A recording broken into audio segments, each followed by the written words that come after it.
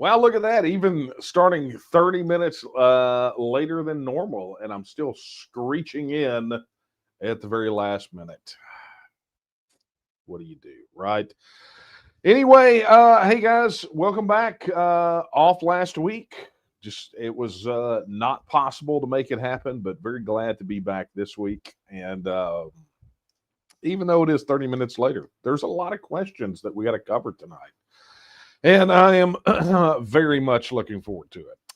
Anyway, let's get down to business before, let's do kind of the prelude before we get down to business. How about that? Welcome to Late Night Coffee Talk. This is that time once a week where I take a break from working on Texas independence to come in here, fire up the camera, and answer your questions. Oh, I didn't even introduce myself for the new people. I'm Daniel Miller, president of the Texas Nationalist movement. There we go. Squeezed it in. Anyway, this is where I break away from working on Texas independence. I come in here, fire up the camera, answer your questions. You guys drive the conversation. And occasionally I just say stuff that's on my mind. You know, I do. I mean, it's my thing, I guess. Occasionally I need an opportunity to kind of say my piece too, right? But anyway, that's maybe that'll be tonight. Maybe we'll do some of that tonight. Anyway, let's get down to it. If you are wanting to ask a question, here's how you do it. First and foremost, if you're watching on our YouTube channel, which more and more now is becoming the preferred method for most of you, you can go drop your question in the chat. While you're there, be sure to like and subscribe and hit the notification bell. The super chats are active, but honestly, it's kind of cooler if you do this with the QR code, like if you're watching on TV or whatever. That way Google doesn't take 30% of what you donate, right? But super chats are still cool. I still like them because it pops up and you can answer your question. It takes you to the head of the class and all that. In addition, channel memberships are active. So be sure to get your question in chat. Additionally, if you're watching on Facebook, one of the Facebook pages that it's broadcasting on, be sure to drop your question in the comments and be sure to like and share while you're there. All of these things I'm asking you to do helps us defeat the algorithm. So you really need to do these things. Additionally, if you are watching on X, formerly known as Twitter. I mean, why do we just keep calling it formerly known as Twitter? It's just, I don't know. It's odd. I lament that every time we're together. And I'm sorry. I'm obsessed about things. But all you got to do is drop your question in the chat there on the video as well. And be sure to like and share. I guess it's just a share. It's not even a retweet anymore. Man, it's just so hard. Anyway, do all the Twittery X things that you got to do over there. Additionally, if you're watching on Rumble, be sure to drop your question in the chat on Rumble and, like it, do all those things. Even though they're not as algorithm restricted as the rest of them, it is important to give visibility that you interact with these videos wherever you find them. All right. That's a lot. I'm not lamenting that there is more than one option out there for social media platforms or video streaming platforms. It's a lot. Okay. I mean, I could just get on here and go, hey, look, wherever you're watching this, just do all the cool things. But, I gotta walk everybody through it. So, as I was saying before, apologies for not being here with you last week. I have warned you all, occasionally things will happen where I'm not able to be here, whether it's travel, previous obligations, illness. Sometimes things happen. And you guys know that I stay super, super, super busy. And, I try to be here every single week for you. So sometimes when I can't be, your grace is appreciated. Okay. All right. Let's get down to it. There's not going to be nearly enough coffee in this cup, I can tell you right now. But I am here tonight. And by the way, next week we'll be on the regular schedule, right? I had a previous obligation, and there was some concern as to whether or not I was going to be back in time if we kept it at the same time, and so we slid it 30 minutes just in case. All right. Let's get to your questions.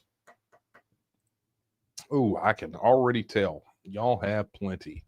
You guys have emailed in a whole bunch. See, a lot of you guys, oh yeah, I didn't even talk about that. If you don't want to do any of those other things, but you want to send your question in via email, just watch the crawler down at the bottom. You will see the email address, coffeetalk@vtnm.org, and you can drop your question in there. Oh, by the way, brief announcement. This Saturday, I know it's been a bit rare as of late, but this Saturday I will actually be speaking at a lunch meet and greet with the T&M Angelina County group. So if you're anywhere in the Angelina County group, love for you to come out and see me. I hear the weather is going to be hideous, but if you can make it, would absolutely love to see you there. All right.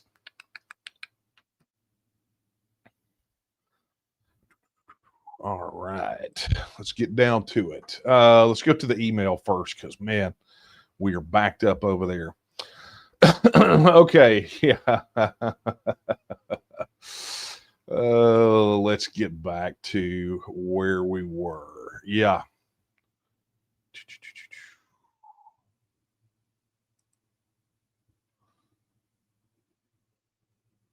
Okay, this is let's see. Yeah, this came in. Okay, this is from Caleb.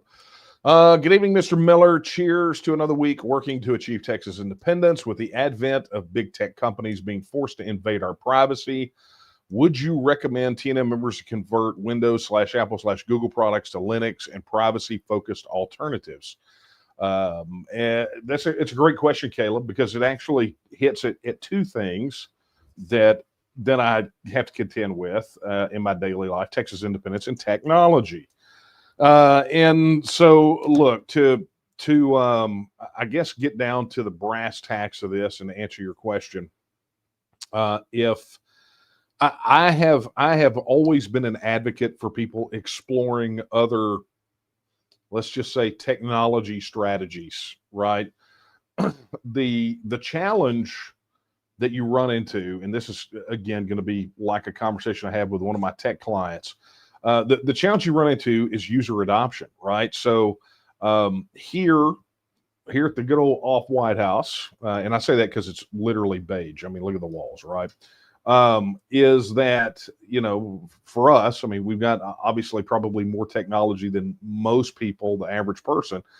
And we have a bit of a mixed bag because of the various use cases that we have for it here, both personal and business. But for your average user, the changeover becomes a bit problematic, right? And I think Linux and a lot of these alternative, more privacy-focused operating systems all suffer from the same thing, which is wide user adoption. You wind up in that situation with any new technology, right? I mean, I've talked about this in relation to T&M Social back in its first iteration, right? Back before the T&M Social that you have now, or really even before the one that was before that, when we first started talking about this, talked about how user adoption is really the key. Are users going to use it when it's something different than they're used to? And so it really gets down into a user psychology situation, so that you have people that will try out some of these various operating systems, understanding why they're there, right? Why that they have more of a privacy bent, but almost always end up returning back to what's familiar, what is what their peer group has, right? Because peer pressure plays a lot into that, and their ability to do the things that their peers do technology wise. So look, I fully encourage everyone. I mean, we know that we're living in just about a dystopian nightmare as you possibly can get. I've got there's an article that's being worked on right now for the Texian Partisan about the advent of flock cameras for law enforcement and some of these mass surveillance systems that are being set up in cities all over Texas. And, I mean, it's effectively one step away from China's social credit score situation. So, we've got major privacy concerns here. So yeah, I mean, would I recommend that people do it? I recommend that people explore whatever technology works for them. I would just suggest to people that if you care about your digital privacy, you definitely want to be exploring technology that is not kind of mainstream right now. People, one of the things one of the things I recommend to a lot of my clients, something that we use in the TNM, which is we use Google Workspace.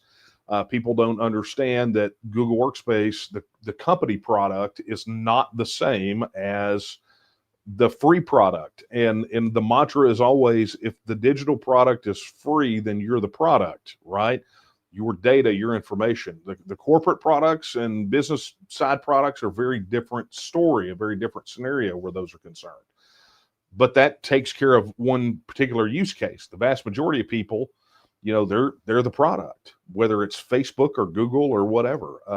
You're the product. So again, Caleb, to your point, I would recommend that people do explore more privacy-focused alternatives.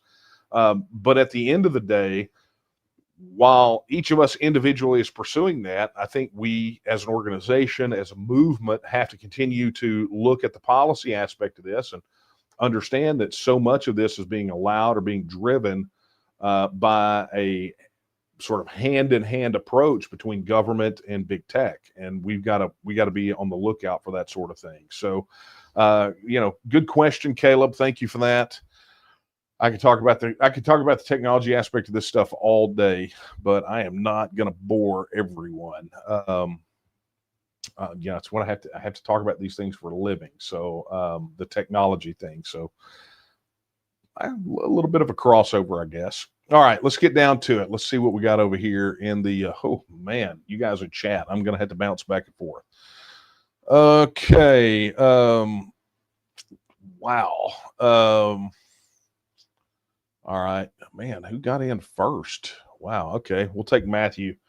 Matthew says, this is the first time I've been to one of these late night coffee talks. Hey, salute to you, Matthew. Welcome. Thanks for coming. So I'm just going off of what you just said. My question is, how does TNM plan on reaching younger voters and Texans in general? That demographic has proven to be essential to getting things done in recent years and is one of the reasons Trump won 2024, from my knowledge. Look, it's a great question, Matthew, and we do get this question from time to time, right? People wondering what are you doing specifically for youth outreach? Our message, the message of the benefits of Texas independence, and actually, I think we had this conversation when I when I was on Tim Pool the last time, when I was on Culture Wars, maybe.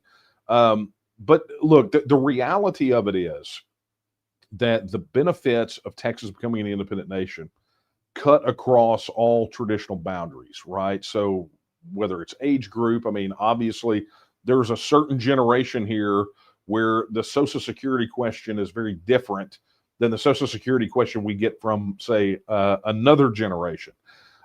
Guys like me will probably never see it. Guys like you absolutely will never see it, right? At least not in the form that it's in, but yet that money still comes out of your check.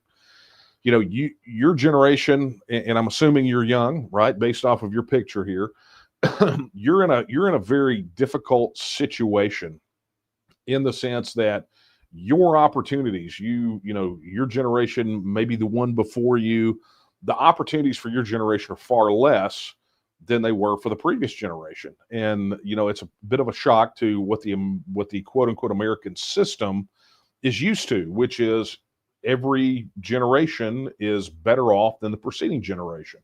That is, look, I'm going to be blunt. That is a sign of an empire that's in decline.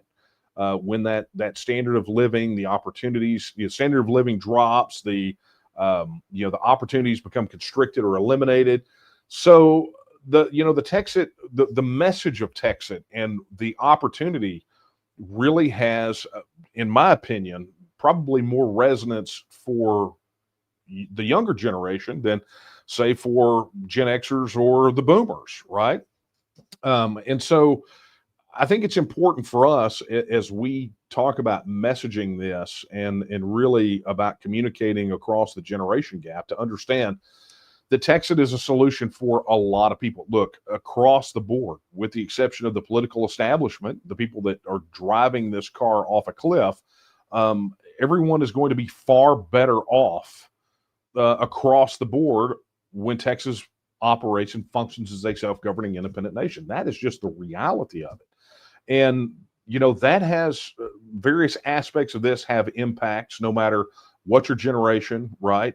Where you live, what your socioeconomic bracket is, right? I mean, there are definite concrete benefits across the board, which is why when you look at the polling for Texas independence, you see that it cuts across a broad swath of the people of Texas. This is the most proud statistic for me in the time that I've been engaged in this fight. Has been, consistently since the polling in 2014, we've seen clearly that the demographics of Texas supporters more closely match those of Texas as a whole than either political party. And I think that is a testament to why, this issue in polling skews Republican, but what people leave out of the story, like the headline that they want to bury, is what a massive chunk of independent voters are supportive of this, and even that percentage, a substantial percentage of Democrat voters. So, the media has a tendency to try to downplay those things, but we noticed. So, from that standpoint, our encouragement to people in a younger generation, I mean, I think it's our approach that we have with every generation, which is get plugged in to helping make Texas independence possible. But I say it to the younger generation, younger than Gen X, with a lot more fervor, because at the end of the day, the work that we're putting in right now, you guys will be able to participate and experience all of those benefits for a far longer time than somebody like me will. I used to say, to crib off of Warren Zevon, I used to say all the time, look, I'm closer to my last sandwich than I am my first. So, I won't get to experience a full life of, Texas being an independent nation, but you will be able to, if we all throw in and get this done, you will be able to experience probably the majority of your adult life could be spent in a self-governing independent Texas. And to have the opportunity to go out and build a brand new nation among nations on the earth is just an opportunity that can't be squandered. So, when we talk to various people, the message is always the same. What specifically we talk about and the advantages that we highlight may be customized or tailored for that particular age group. So I'm not sure if I hit your question all the way, Matthew. If not, feel free to reach out, but that's just my thoughts on the matter. So thank you for that. Okay, here we go. Let's go super chat. Chris Powell, thank you for the $49 super chat, sir.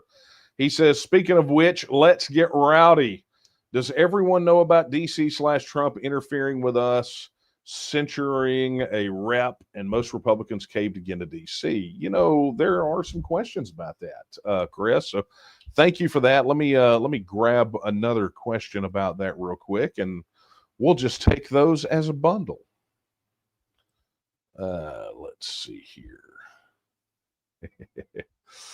Okay, where was that other one? I know I saw it here. Yep, via email, John Bolgiano. John, he says, your thoughts on the SREC failing to remove any of the censured legislators from the RPT primary ballot during their recent meeting on October the 11th. I will say, and it's good that Chris and John both sent these in. I think there may be a couple more of those in here, but let me just say this. When I made the post that I couldn't do Coffee Talk last week, everyone, I say everyone, all the messages I got were disappointed that I couldn't make it, concerned, but disappointed that I was, because they wanted me to talk about this one thing more than anything else. And so, for those of you who don't know any of what I'm talking about, let me just give you the high points, okay? Uh, without going all the way back through history, right? So, Republican Party of Texas has something called Rule 44, which is essentially discipline for their organization. That says, look, if we have a representative, an elected official that violates the priorities or the principles of the party, then their local party can, their executive committee at the county level or the portion of the county that their district covers, can go in and issue a resolution of censure. Okay, not censor, but censure. Okay, it's a rebuke, is what it is, and it really, that was kind of the first sign many years ago when Rule 44 was passed that the Republican Party was actually thinking about doing something with these guys that just slap on a jersey with a team name on it and then go in there and just do whatever they want to do. And so, I'm not going to go into the entirety of the rule because you can go look that up yourself, and we don't have time for it. I mean, I could do a whole podcast on it probably. But that being said, this last convention, they added teeth to Rule 44. And part of that, that all came about because you had elected officials being censured, and basically it was like, okay, well, essentially the party can take a position against them. They can come out and publicly condemn them and send mailers into their district or do, but there were no real teeth. There were no real consequences that these guys could levy against electeds that stepped outside the party line. And look, I understand it. Look, even if you're an independent voter, you're not a Republican voter, whatever, I get it, right? Would you want somebody wearing your team jersey and going out and doing stupid things that are against your principles and against your values? I don't think so. I don't think so. I know here in the TNM we have a very stringent code of conduct, and there have been multiple occasions where we have had to invoke that code of conduct, and we literally threw people out of the organization because they violated the code of conduct. Because I don't want, it's not just me, the organization doesn't want people out there saying and doing things that then they think that that's what everybody in the organization's like, right? So I totally get it. As a private organization, every organization has the ability to police its own members and say who can be in and who can be out. And that could bring a whole other conversation about the open primaries versus closed primaries, not even talking about that. So this last convention, they added teeth, which essentially said that as the censure process got to the SREC, the State Republican Executive Committee, could vote to impose one of three penalties, right? To publicly condemn, to spend money against them, or to remove them from the ballot. And that was the controversial part of it, right? Are they going to be able to, they're going to remove these people from the ballot. They're not going to let them run as Republicans. They essentially not remove them from the ballot, but not accept their application to run as a Republican. Now, the problem with that is that the Texas election code has effectively fused the state electoral apparatus with the parties. So the parties function, both the major parties, right, Republican and Democrat, both function as essentially extensions of the official government electoral system, right? And this goes back to one of the reasons that people ask us all the time, how come the TNM doesn't start a political party? How come the TNM isn't a political party? It's because if you understood how intertwined all those things are with the Texas election code, then you wouldn't want it either, right? You would absolutely detest the onerous restrictions placed upon organizations by the Texas election code.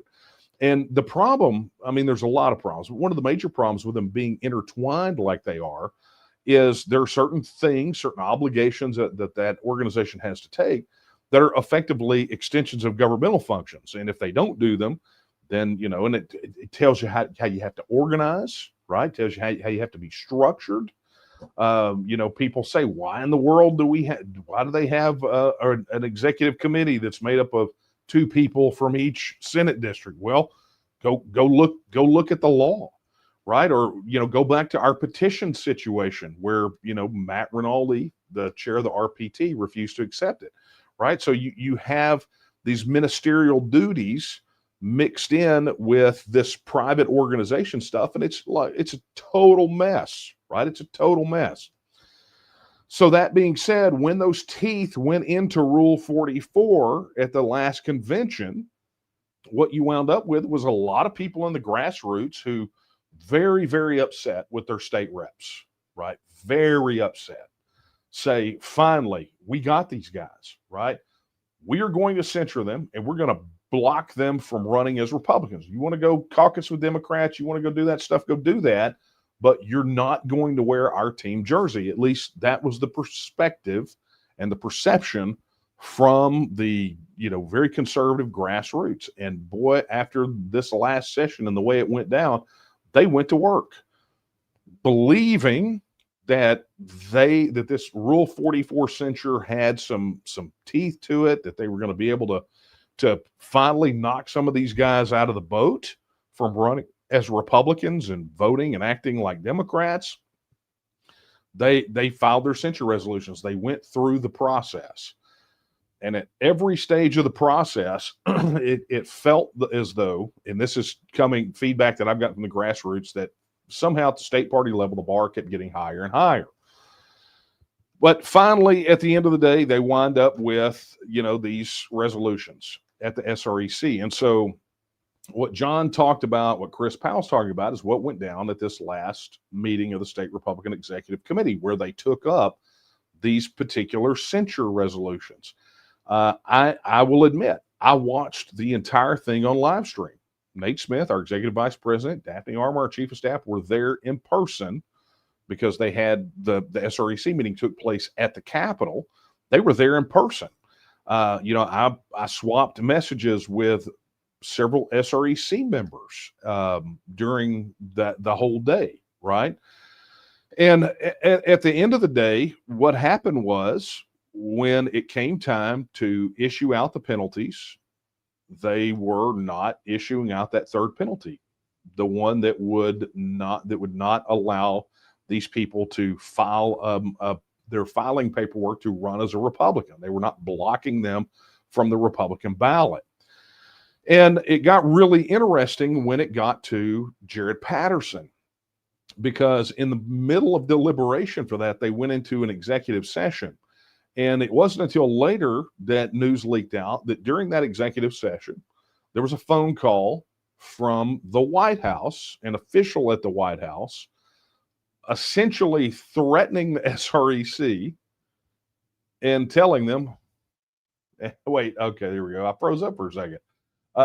There was a phone call from someone at the White House to the SREC that was put on speakerphone that essentially said during this executive session, if you remove any of these people from the ballot, and it's odd that they got to Jared Patterson when this call happened, because I think he was probably the closest to being removed, given some of the comments that were said about him and the way people feel about him and the way that he's behaved. But they said, if you remove these people, any of these people, it's going to, we're going to make sure you don't raise any money. I mean, that was the gist of it.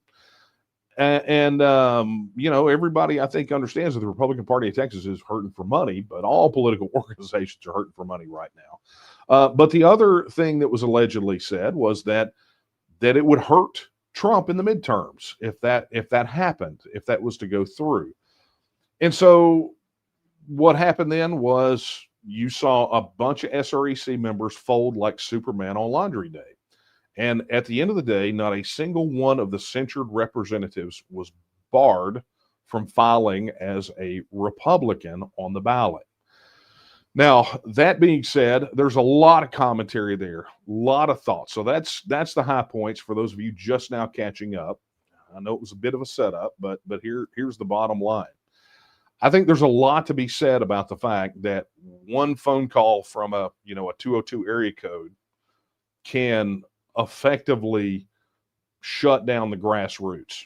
Now, I'm making no commentary whatsoever on whether the censors were right or wrong. What I am saying is that the people in the Republican grassroots were promised teeth on Rule 44. And one phone call from 1600 Pennsylvania Avenue removed those teeth, right? It just basically said, you have a say until you don't have a say. And I'll be honest with you, I think it really is analogous to our entire situation with the federal system, right?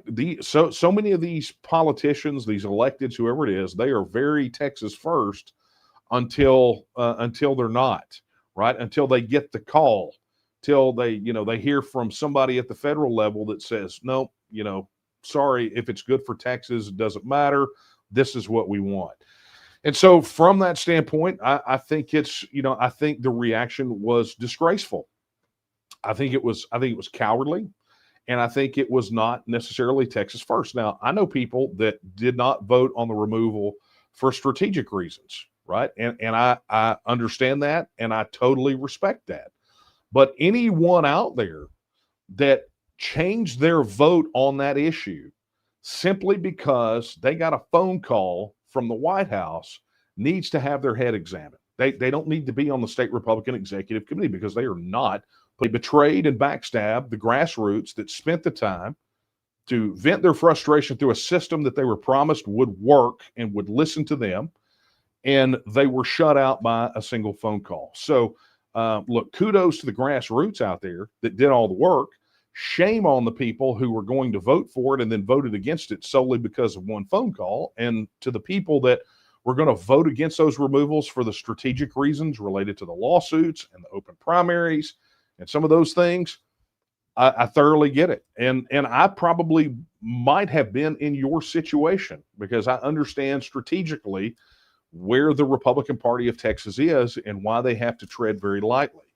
The problem is that when they had to tread lightly, they had to receive that very unfortunate phone call from 1600 Pennsylvania Avenue and then tread on the grassroots who put their trust and their faith that the SREC would stand up and do the right thing and listen to the people.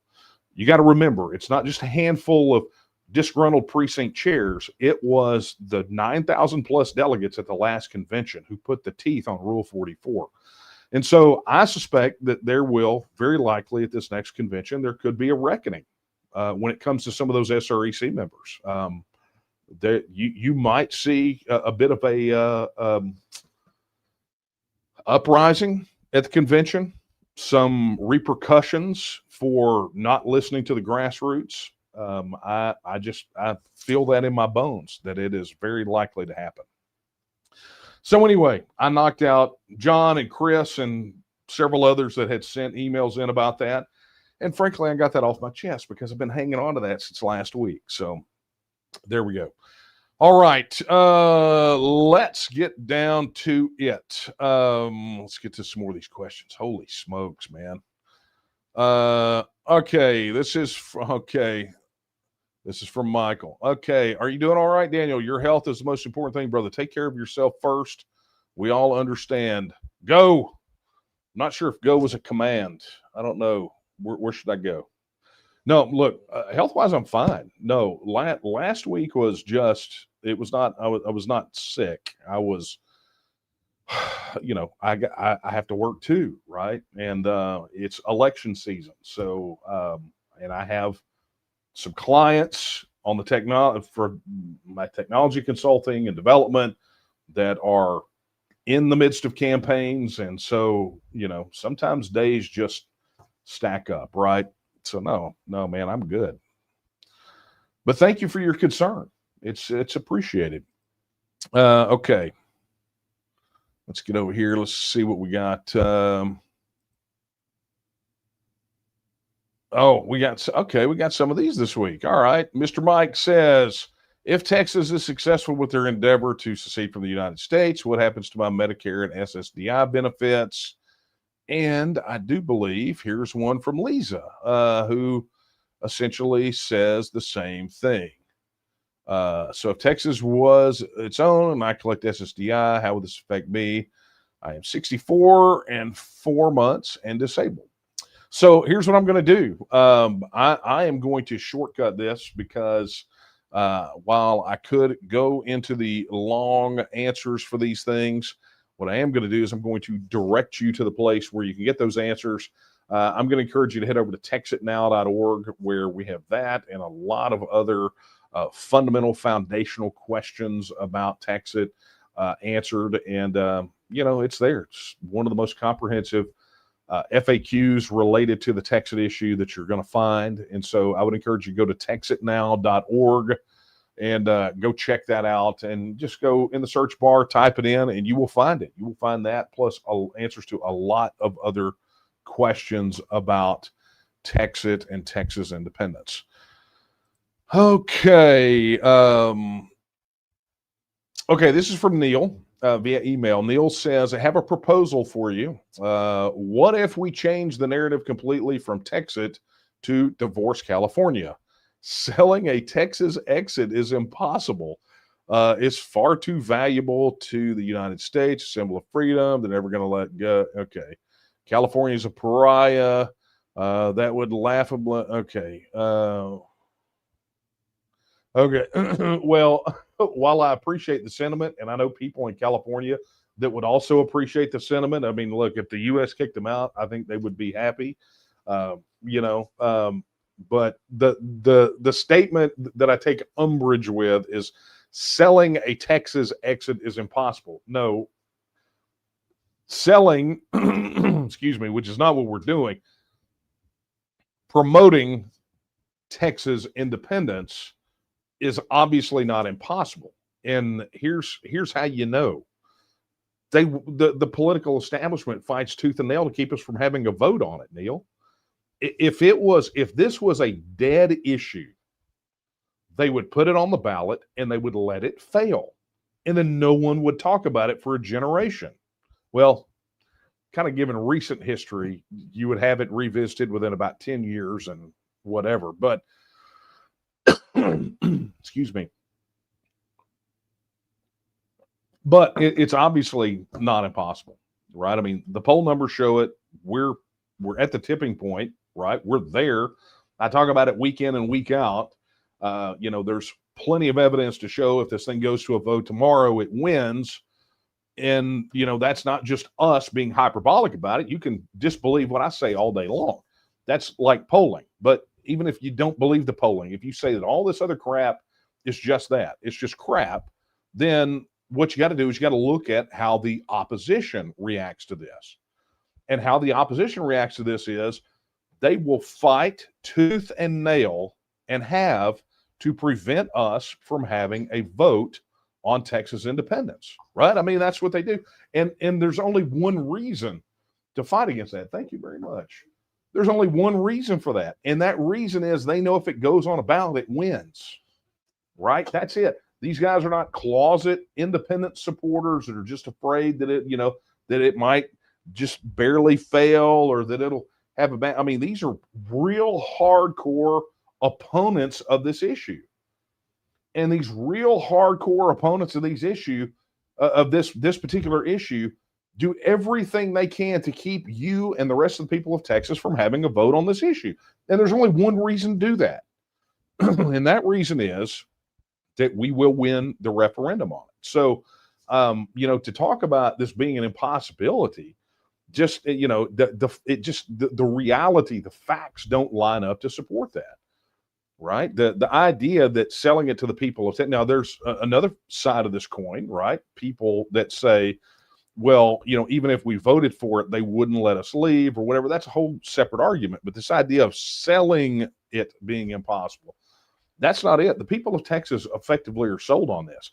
They just haven't been able to express that in a way that has meaning yet, which is why we work so hard to connect with voters, to build the critical mass, to build the infrastructure that's necessary to push this thing forward legislatively to give you and everybody else out there an opportunity to vote on it. So anyway, thank you for your question, Neil.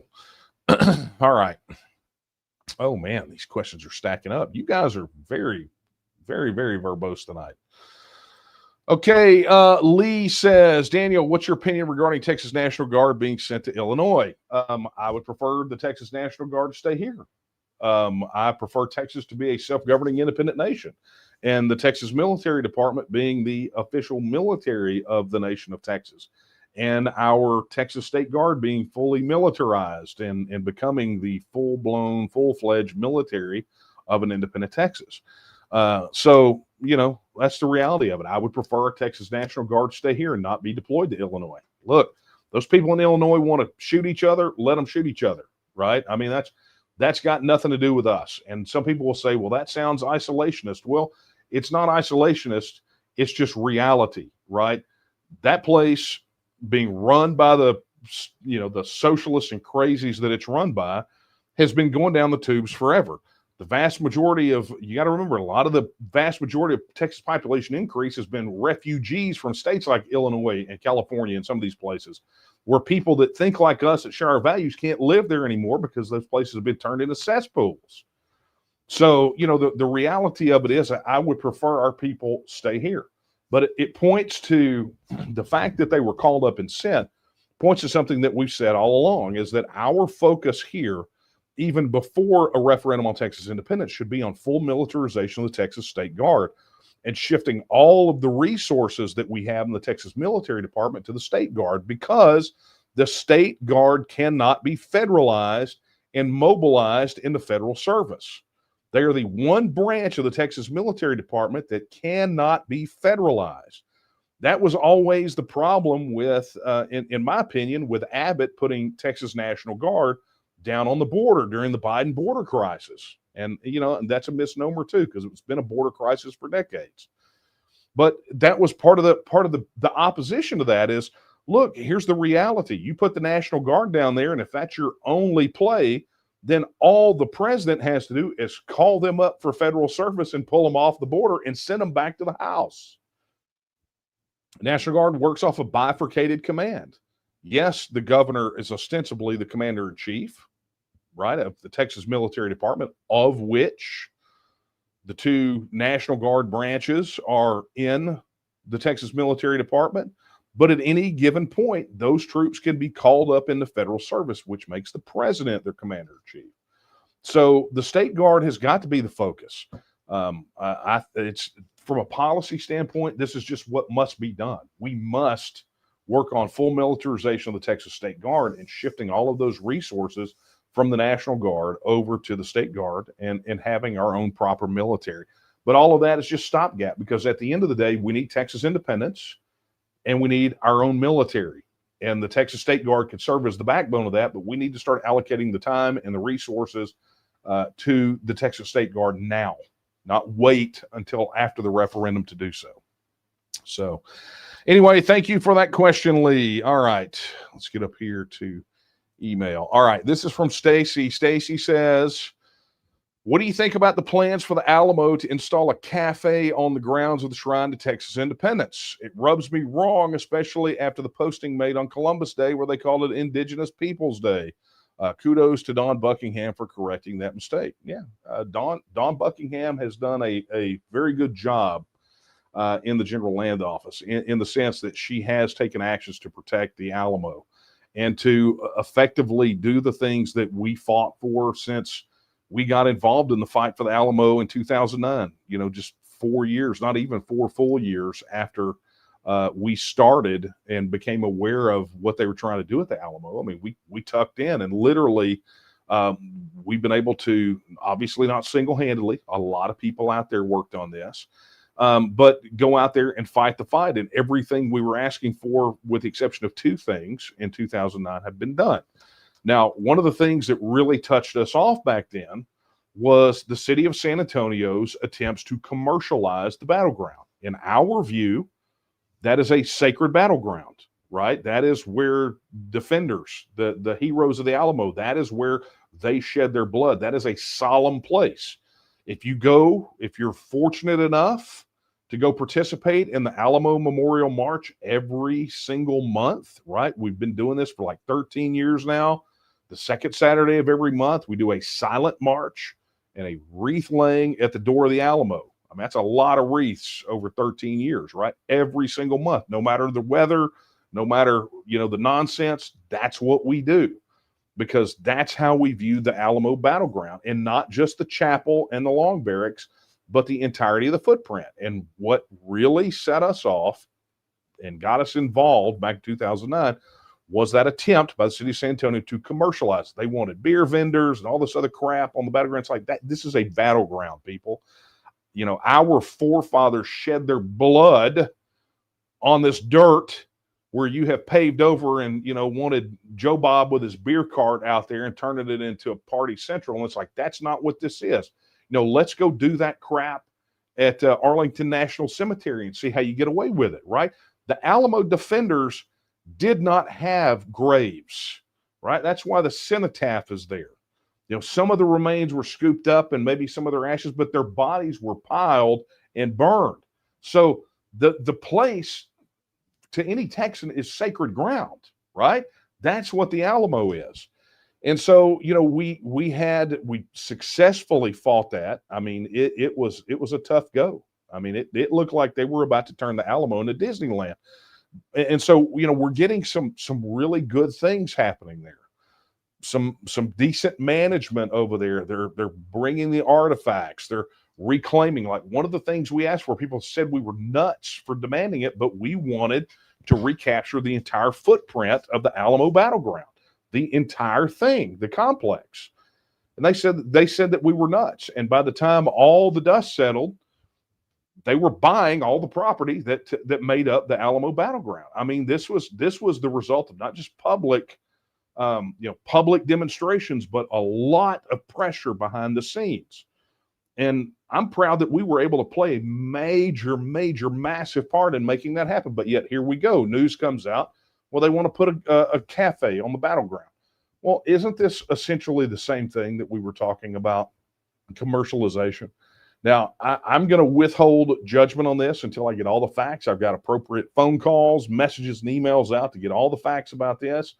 But if it turns out to be that they're going to put a bar and restaurant on the ground, on the battlefield, we are going to raise the black flag yet again, and we're going to start charging into the middle of the Alamo Trust, and we're going to start raising holy hell on this thing, because I am not going to let these people continue to desecrate the memory of the people who gave their lives and their blood for our independence. And I would hope that you wouldn't either, right?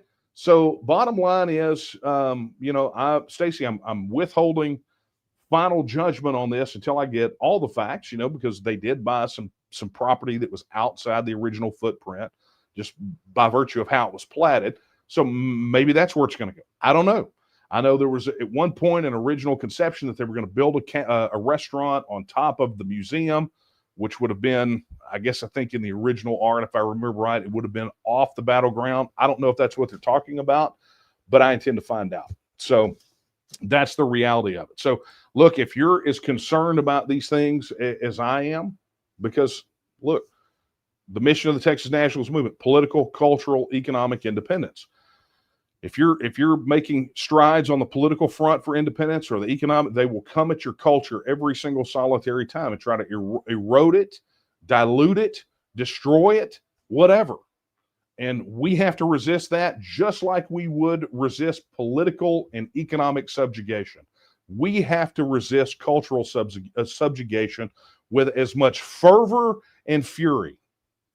And that's the reality of it. So keep you posted, Stacy. Thank you. Let's get over here to chat. I feel like I've been neglecting you guys a little bit.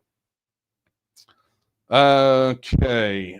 Here we go. Here is from Dusty. Dusty says, what do you think about the term national divorce? Short answer, I don't like it because I don't think it's accurate.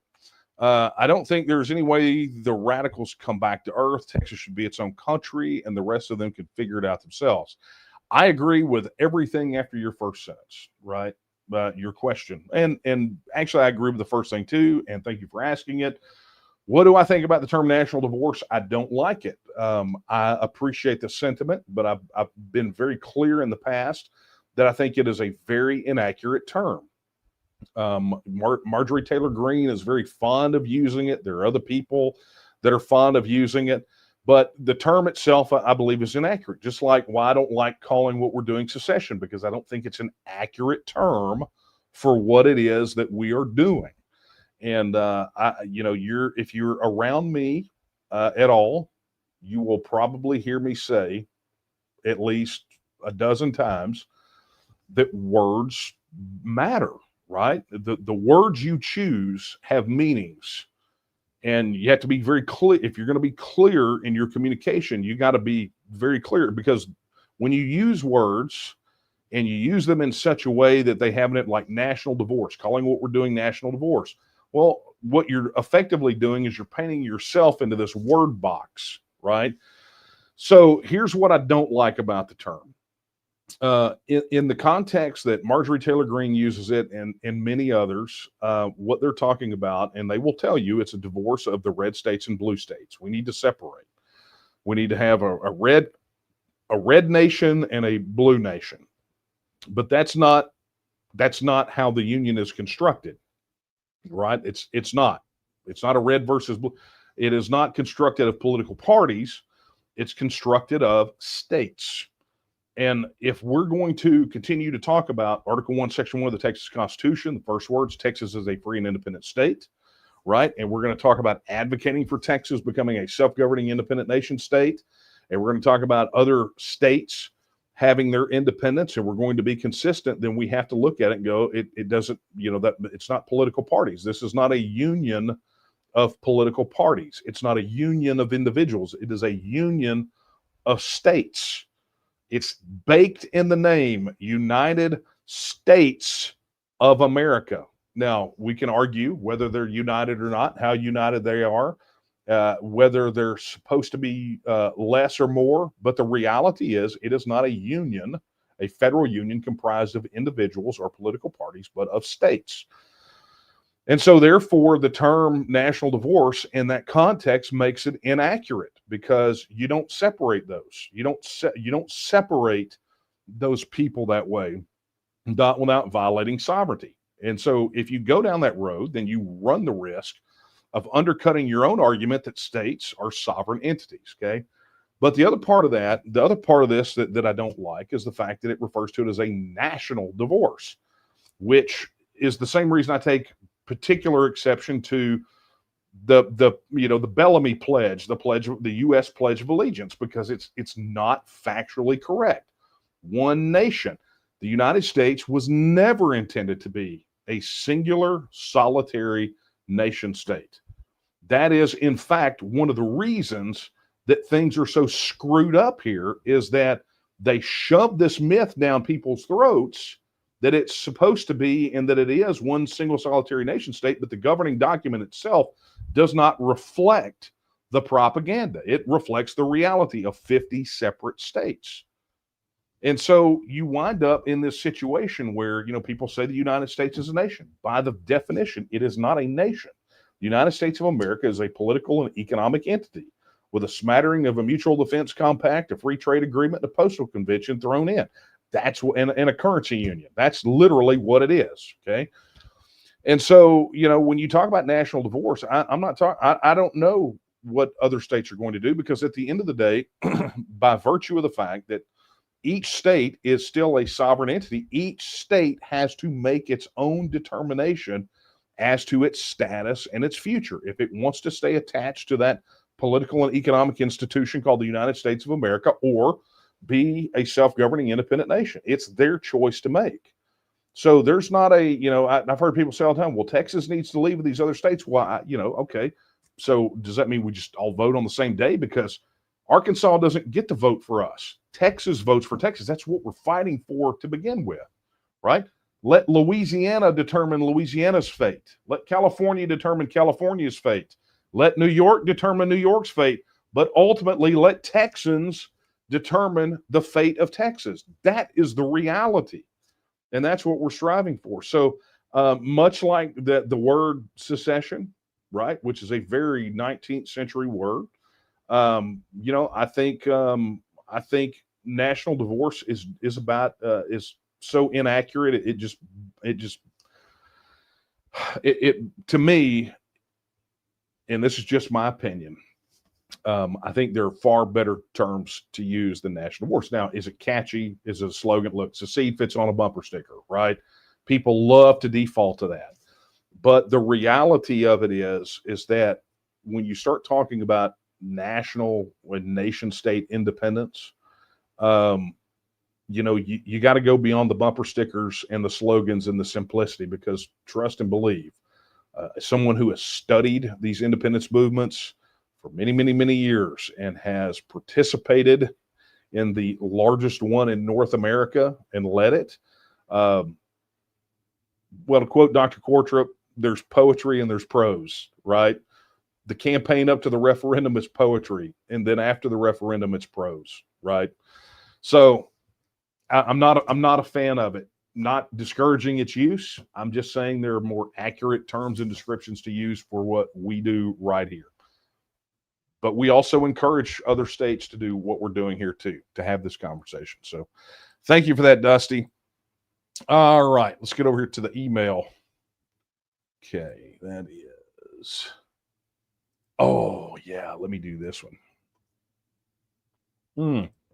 Okay, so yeah, let me do this too, because I neglected to do this. So this, if you're watching, this QR code here somewhere, I can't really do this. I'm kind of backwards. There it is, up here in the corner. Oh, my hand-eye coordination's off. There it is. That one. Wrong direction. That one. See that QR code? That is to the official donation page for the TNM. And not this last week, obviously, because I was off at the one before. We had a contribution during this come in from Eric Riddle, and Eric Riddle did another one this week. And Eric, I want to just take the opportunity to say thank you. You know, there's not a flashy thing for me to flash up here on the screen like people who do super chats, but I really do appreciate it, because when you do it there, Google doesn't take their 30% of the pie. So thank you very much for that, for your contribution, Eric. It is much appreciated. All right, let me take this one via email, because this is funny, because here's what I'm gonna do, guys. If you really want to watch me drive somebody up a wall, this is going to be fun. So I get this email from Jody here, and so I literally just have to say this, okay? You don't get to drop me a message and demand that I talk about something else, right? That I talk about you or something else you're doing, or some campaign or organization. You don't get to email me and demand anything, right? You just don't get to. And so the fact that I'm going to call you by name, Jody, thank you for sending the email, but understand there is not a game that they could create that would make me mention what you're demanding that I mention in this email. Welcome to the marketplace of ideas. If you want to go out there and promote that, then feel free to do so. You don't get to demand that I promote it for you, because that's called involuntary servitude, and we don't do that here anymore. So I'm not going to apologize. I'm just not going to do it.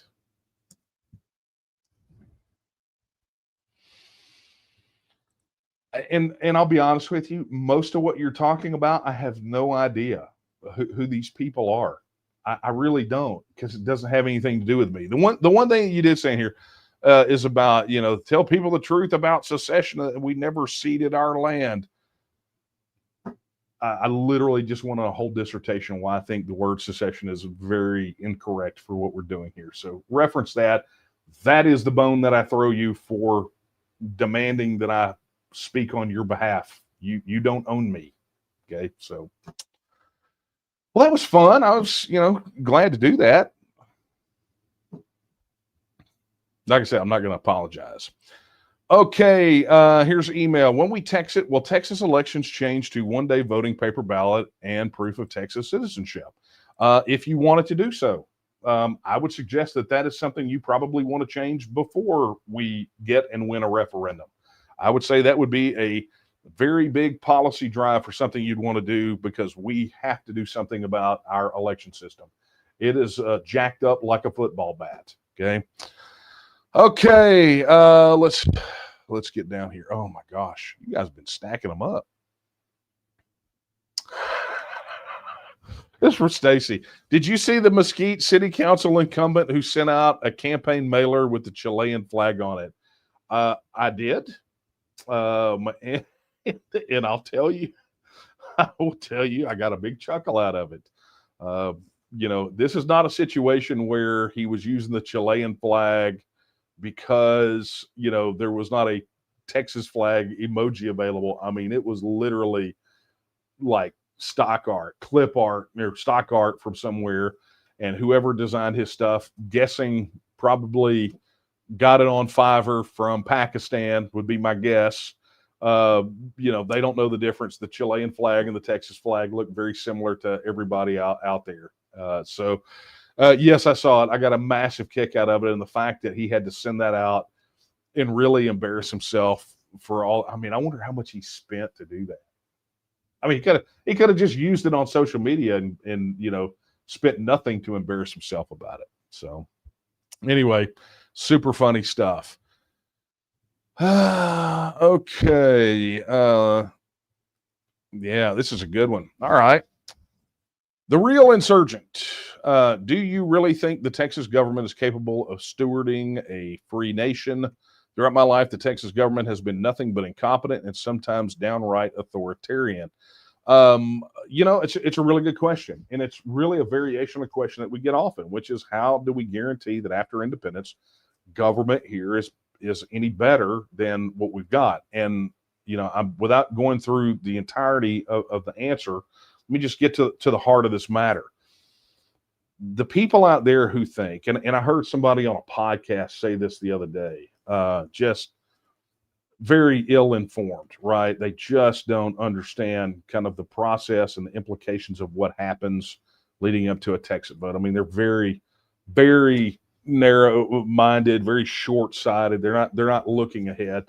I chalk that up to either ignorance or stupidity from the people that I heard it from. But the reality of it is that anybody who thinks that the current makeup of the state of Texas government will be the ones taking us out of the union and leading us after independence don't understand the impact that this process has on the political system.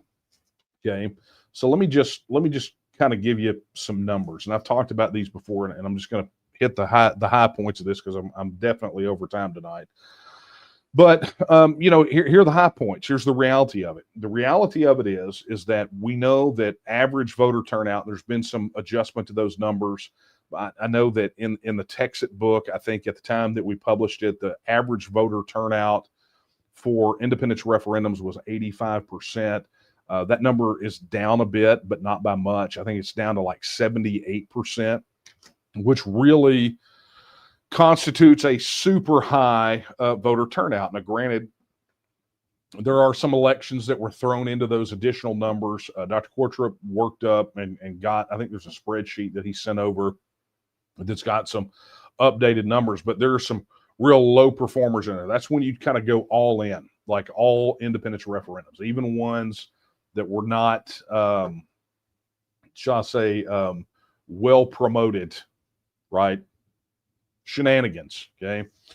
But that being said, I would say that you're still in that 80% plus range. Okay.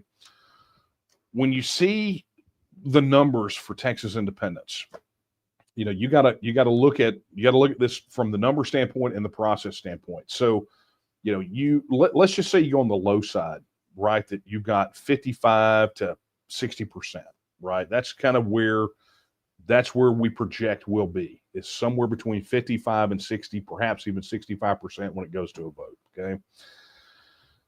So you take a 80 to 85% voter turnout, and then you apply that number, that 55 to 60% to that for voter turnout. What you've got is somewhere in the ballpark of about 9 million.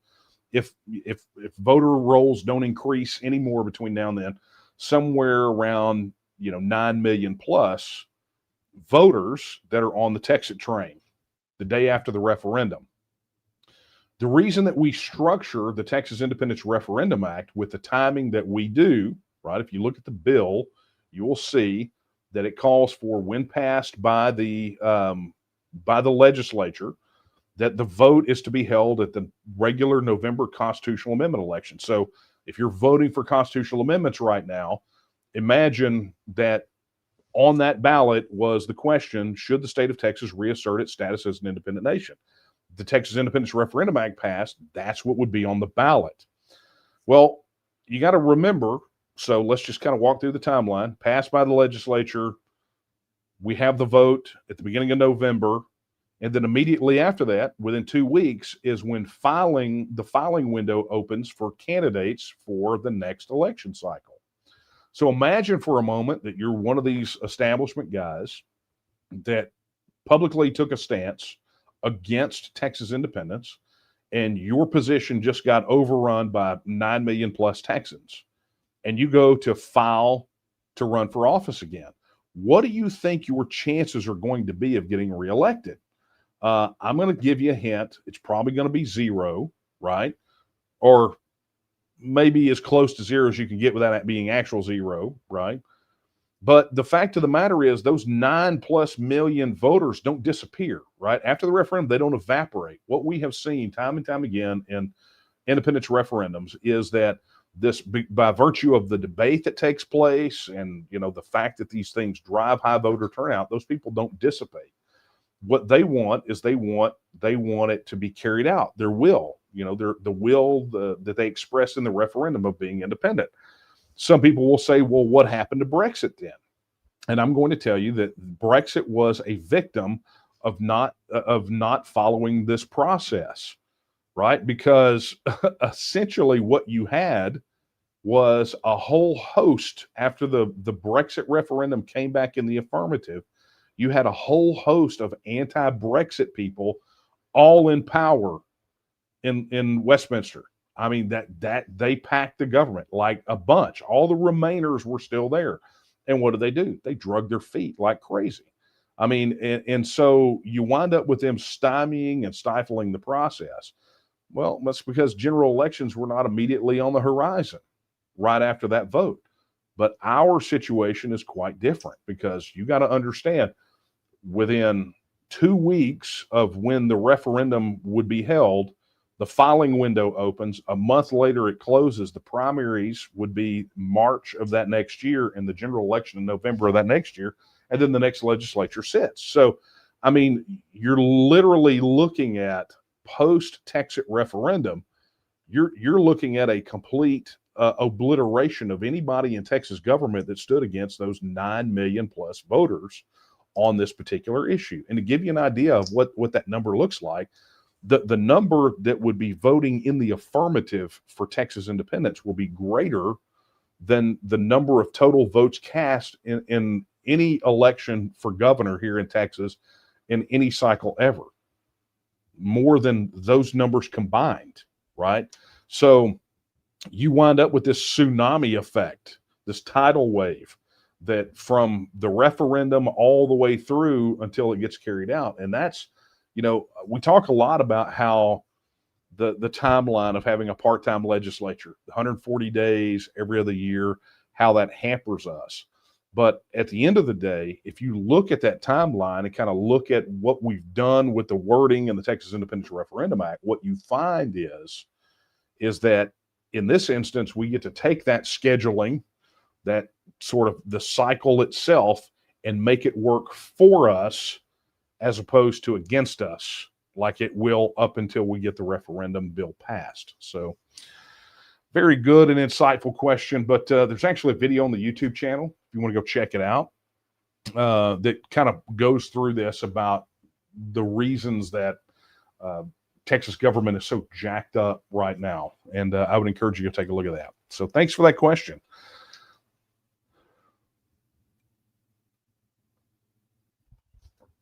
Okay, let's see. I got that one already. Okay, this is a good one. What is your advice for a teenager that believes in the cause and wants to help out, but is too young to vote or drive? first thing I'd do is I would reach out. This is great. Thank you for asking this, but I would reach out to the main office. I would reach out to the TNM and go, look, this is the situation. How can I get plugged in? What can I do?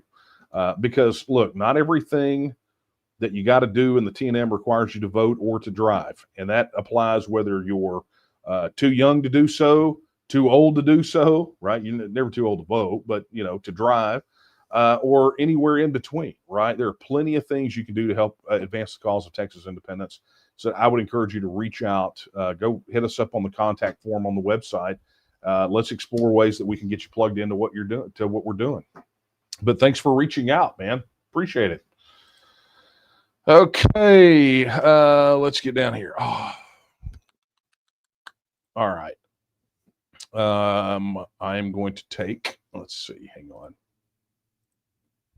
I think this is my last one. Okay. Because I'll take the one after this, but only because I'm going to be able to make it funny. Trading for Science said, have you ever thought about speaking at a big university to move things faster, get to the finish line? I don't know. I mean, we were invited. So I'll tell you, I was invited to speak at University of Stirling, right, back during the Scottish independence referendum. That was an interesting story. Maybe I'll save that one for the book, but it's one that I was never able to. It took me 10 years to solve the mystery of what happened with that, and that's a whole other topic. I'll either save it for the book or do a podcast about it. But that was a 10-year mystery that got solved randomly by, oddly, an interview from a student at another university in Scotland. It's a whole other conversation. But that being said, speaking at a big university, look, we're always open to speaking opportunities. Always. I mean, I can't tell you how many groups, organizations, places that I've spoken, and not just me, other people in the organization. So we're always open to those sorts of things. I'm always willing, probably much to my own detriment sometimes, to take these. But I've never been afraid of the jumping in the scrum on these. So if you have ideas, want to make it happen, help us make it happen, I will give you the same advice I gave the previous questioner, which is reach out, hit us on the contact form, and let's have that conversation. Okay, let's see here. I think we're going to do the final one. Man, this was going to be funny, but I don't have a graphic loaded. That really bothers me. William, what would an independent Texas look like? It would look like it looks right now. It's the same shape. See, how is it? I have a flag. I mean, a Texas map right there, right? If only I could turn this thing. No, I get your point. That is I don't know if you're talking about the shape. I don't know. I'm guessing you're not, but maybe you are. But this would have been a great opportunity for me to flash up just a picture of the outline of Texas. But alas, it's not loaded in the deck. So we missed it. But William, if you send a question in next time, if you want a little more clarification, if you'll add a little more clarification to it, I'll be able to give you an answer, I believe. Okay. Wow. That was a lot. And I'm going to tell you, I was able to blow through it tonight. And hopefully I covered a lot of what you guys were looking for me to cover. And I really do appreciate it. Missed you guys last week, very much so. And very glad that we're able to do this week. And for those of you that stuck it out with us 30 minutes late, this is really, see, some of you guys don't remember, we used to do this from 9 to 10 every Wednesday night, right? So people say, well, why is it called late night coffee talk? Because it's not even late. Well, it used to be later. I mean, look, I could do this at midnight. I mean, you guys don't understand how little I actually sleep, right? I could do this at midnight. You guys wouldn't show up, but I could do it. It wouldn't be a problem for me at all. All right. Let's wrap this up and let you guys get back down to it. Hey, a big thank you to our YouTube channel members. You can see their names scrolling down there at the bottom. They, between our YouTube channel members, the super chats, and the donations too. Let's see if I can actually get this right. to that right there. Okay, I can do this to that right there. I can't. Anyway, those who donate to the TNM, it's because of y'all that we're able to do this and continue the work. I mean, look, we've had some great things. 2 trainings of the Texan Arise volunteer training down, and got more on the way coming in November. I'm going to be working that thing almost right up until kind of drop dead for the election into next year. So very excited about that. And thank you to everyone who participated in those first 2. We've got so many things happening, and it's you guys. It's these guys down here, the super chatters, the donors. Oh, see, I did it right there. There we go. See, I figured it out. And the ones that hit that code right there that donate, you guys make it happen. If it were not for you, we would just be an online organization like some people that allegedly have a podcast say we are. You're just online. Well, we got 60 counties that are organized and that say otherwise. So tell that to our local our county groups and our county coordinators and our county organizers that are out there in the scrum contacting voters every day. Tell them that, right? But anyway, thank you to all those. And hey, look, I know I mentioned a couple times already, but if you were not already signed up on TNM Social, it is exclusively a social network for supporters of the Texas Nationalist movement. If you believe in the political, cultural, and economic independence of the nation of Texas, then look, you want to be around people just like you. You want to be able to communicate with them, and you want to do so because other platforms like Facebook, like X, like even YouTube, right, who not popping notifications for new podcasts and things like that. Look, this is TNM Social is the place where you're going to be able to communicate and connect with like-minded Texians and organize to get the job done for Texas independence. So I'm going to encourage you right now, if you are not already on TNM Social, head over to tnm.social, or you can go to the Apple App Store, the Google Play Store, download the mobile app and sign up there. Don't just assume that you're on there just because you registered support. It's not the same thing, right? But head over to tnm.social. Be sure to download the mobile app, and let's knock out all of that big tech censorship that stands between the TNM and you and all of us, one another, right? Just let's do that, okay? Additionally, look, if you want to get your very own TNM branded merchandise, and I noticed some of you guys getting set up for the colder weather, right? Hoodies and sweaters are. I've been seeing orders come through for those, and look, TNM branded merchandise plus a lot of other things, man. A lot of really cool swag related to Texas independence, and of course, all the net proceeds from Texian Store go to support the work of the Texas Nationalist movement. So head over there to texianstore.com and get your TNM branded merch today. Additionally, look, if you want unfiltered news from a Texas Nationalist perspective, head over to texianpartisan.com and get the pure, unadulterated, unfiltered truth from a Texas perspective. Make that happen. And of course, I'll show this again. If you have questions, basic questions about TEXIT, I mean, they may not seem so basic to you, but understand that we have thought this through, right? And we likely have an answer already for you for whatever question you've got. So whatever that is, head over to texitnow.org and check out the largest FAQ on the issue of Texas self-determination that's out there. Answers to just about every question you can possibly imagine, because as you can imagine, we have gotten pretty much all of them. All right, friends, that is going to be a wrap for Late Night Coffee Talk tonight. Thanks for not only showing up late, but also staying late, because we went well over time. And thank you for all the messages of concern for why I was not here last week. Nothing major. Just sometimes it can't happen. Hope to see you if you're within safe driving distance of Lufkin. Hope to see you in Angelina County this Saturday at that meet and greet. You can find out more on tnm.me/events. Go check out the events on the event calendar and get plugged in. In the meantime, friends, I will leave you with the words that I leave you with every time we're together. They're not my words. They're the words of Sam Houston when he said that Texas will again lift its head and stand among the nations. I believe that time is now. And the question is, will you stand with her? Good night, everyone.